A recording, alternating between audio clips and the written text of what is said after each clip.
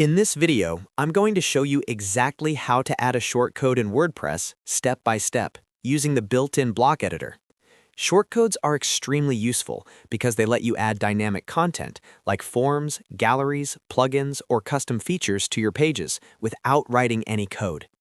If you're new to WordPress or you've seen shortcodes but weren't sure how to use them, this guide will walk you through the entire process from start to finish.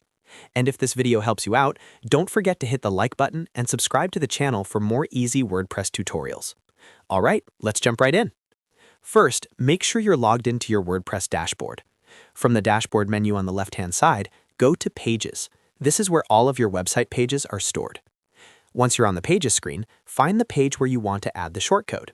In this example, I'm going to click on the About page, but the steps are exactly the same for any page or even a post. Click on the page title to open it in the WordPress editor. Now that the page is open, you'll see the WordPress block editor, also known as Gutenberg. This editor works by adding blocks for different types of content. To add a shortcode, look toward the top right or within the content area for the plus icon. Click on the plus icon to add a new block. When the block search menu appears, type the word shortcode into the search bar. You should see a block simply called shortcode. Go ahead and click on that. This will insert a shortcode block directly into your page. Once the shortcode block is added, all you need to do is paste or type your shortcode into the field.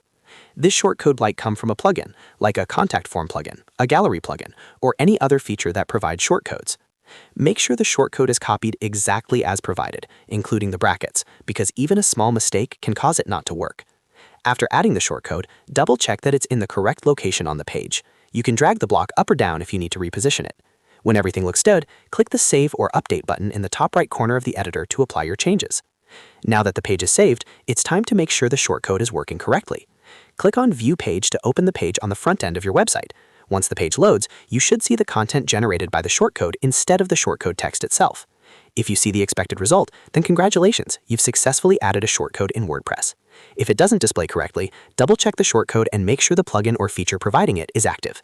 And that's it. You now know how to add a shortcode in WordPress using the block editor. This is a simple but powerful skill that can really expand what your website can do. If you found this tutorial helpful, make sure to give it a thumbs up, subscribe to the channel, and turn on notifications so you don't miss future WordPress guides. Thanks for watching, and I'll see you in the next video.